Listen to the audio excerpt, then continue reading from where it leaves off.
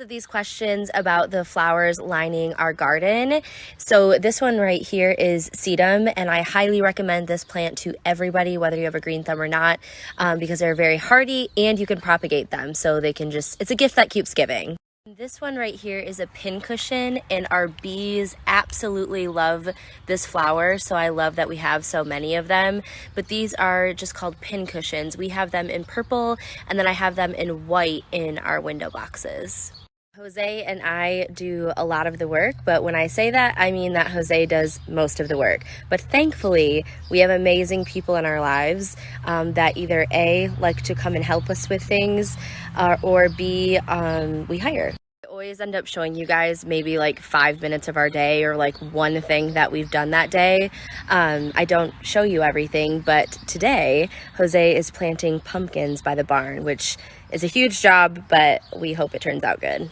Yes, we had pea gravel in our back garden, and I think it's just going to work out better. We've been attempting to grow grass. It's actually growing pretty good. I'll give it to Jose. His ugly carpet stuff does work, but I think that we're going to go with pea gravel. Stay tuned.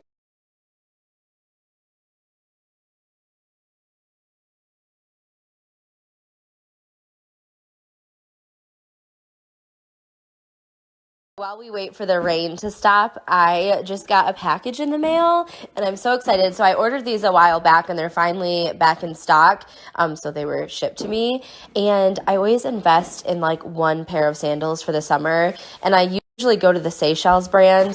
I usually just love all of their shoes that they have, and these are the ones I picked this summer. These are from Anthropologie. I'll do a swipe up here. They come in 10 colors, but they are braided, and at the minute I put them on, I was like, yep, I'm gonna be wearing these every single day. So I love them in this nude color, easy to slide on. You guys know I'm a super casual person, so these are totally me. But yeah, swipe up. I'm really excited about these.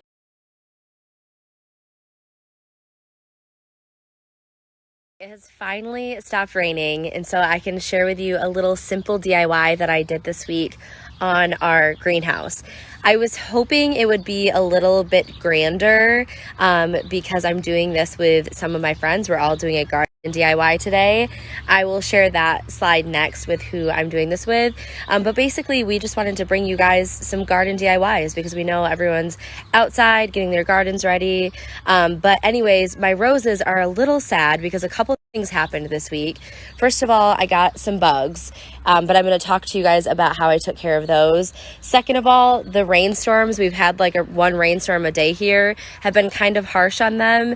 And third of all, this one over here got a little sad and I had to prune it a lot. So anyways, we're just gonna go with it, and I wanted to show you guys how I'm training my roses to go around the greenhouse in a little DIY way. So here we go.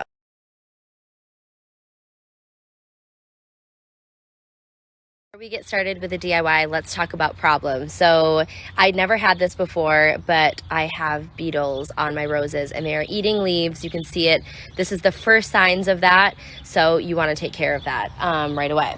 So anyway, I used this Rose and Flower Care. It is a fertilizer, insect control, and disease control in one. And with this, I got it at Home Depot. You put it at the base of your roses and you work it into the soil. So that is step number one. Next, since the bugs got to some of my flowers, I'm going to deadhead some. So I'm just going to take my shears quick and go through and prune a little bit. And then we'll go to step number 3. Is another one for organic. This is a Rose 3-in-1.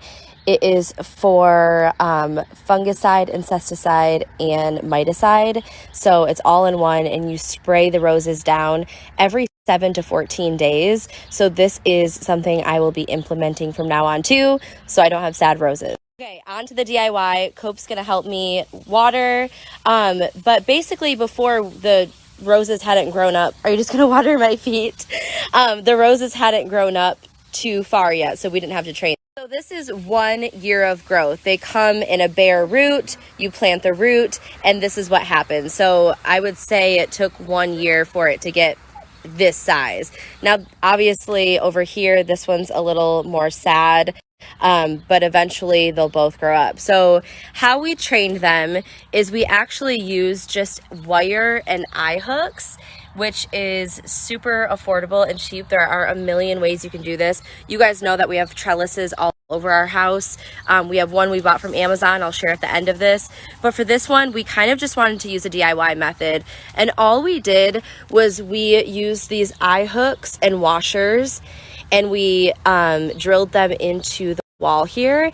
And then we used wire to go across, and we clipped in the roses so that when they grow up, we can train them to grow whatever way we want, which for us, the whole eye hook and wire system, my plan is to have them come up around, go around this light, and then circle back here. So it is kind of an archway of roses.